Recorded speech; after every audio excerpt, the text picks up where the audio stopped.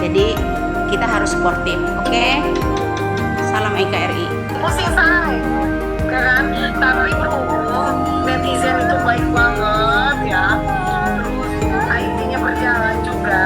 Ada tuh dan pengalamannya Widya, orang pagar alam, mantan TKW, sampai surat perceraiannya pun gue punya. Ya kan?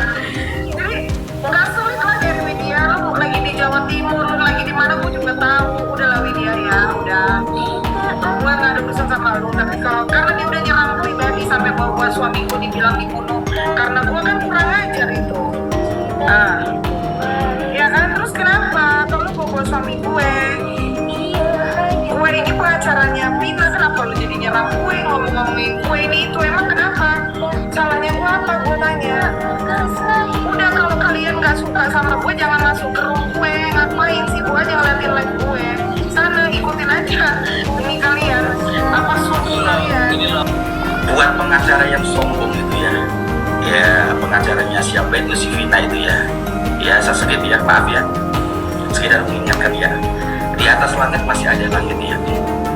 Orang pintar di Indonesia itu banyak ya, pengacara di Indonesia itu banyak lebih pintar daripada kamu, tapi nggak sombong seperti kamu ya.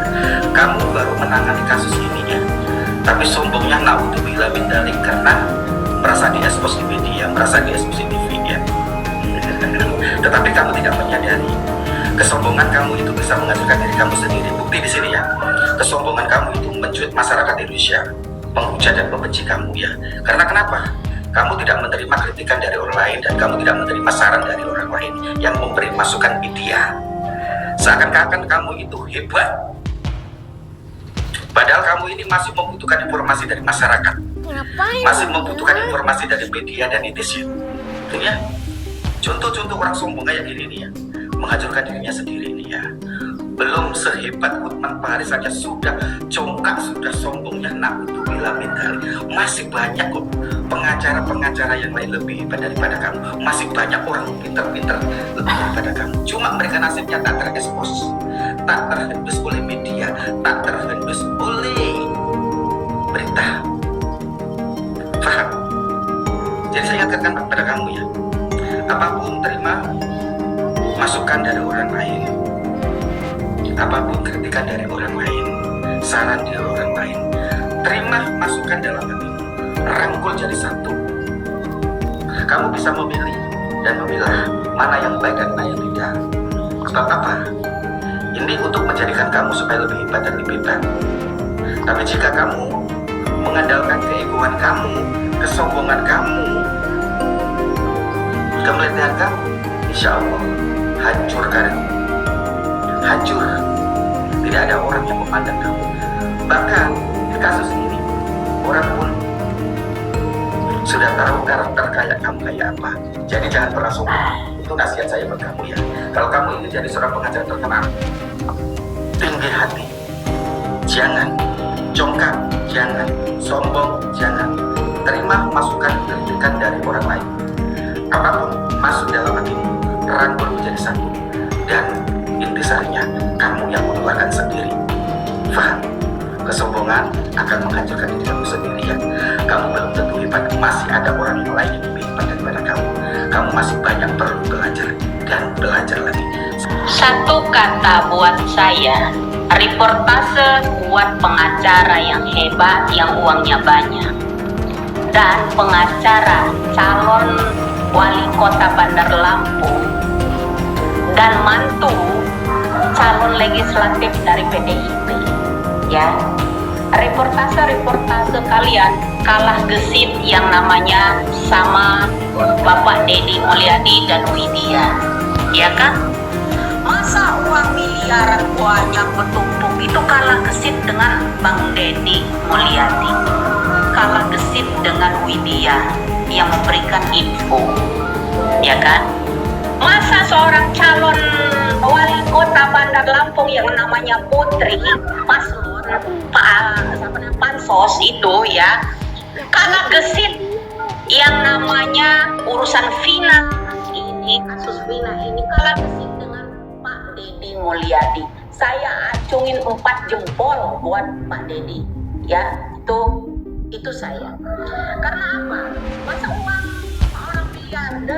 nggak bisa nuntasin yang namanya kasus Pinama, malah kendor, minta presiden, kalah lantang dengan namanya Widya, kalah gesit dengan yang namanya Bapak Dedi. Jadi sampai di situ paham apa kinerja mereka. Kinerja mereka cuma jumpa pers. Itu seorang pengacara yang katanya hebat itu, ya. Pengacara hebat yang kata-katain saya malampir, toperan, ya. Anda di situ, ya Bapak, ya.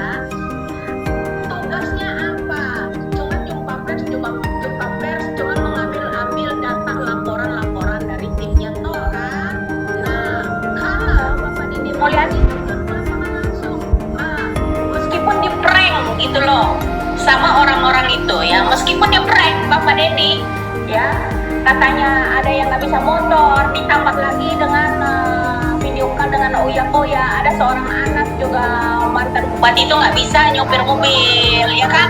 Itu kalah gesit orang yang udah jarinya begini udah berat dengan perhiasan, kemudian udah miliar, kalah gesit dengan Bapak Dedi Mulyadi.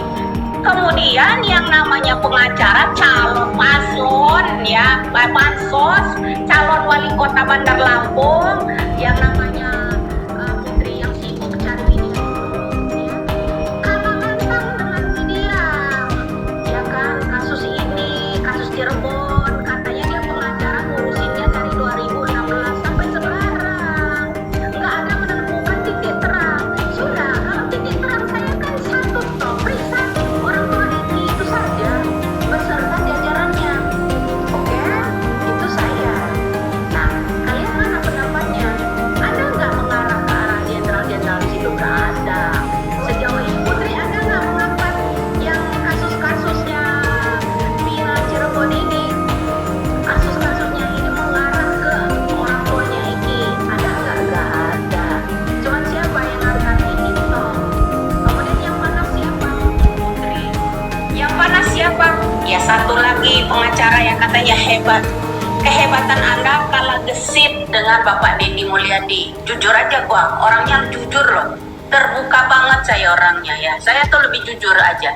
Kalah gesit mencari fakta itu, menelusuri kasus-kasus ini, baik itu pelaku, baik itu saksi, semuanya kalah gesit dengan Bapak Dedi Mulyadi.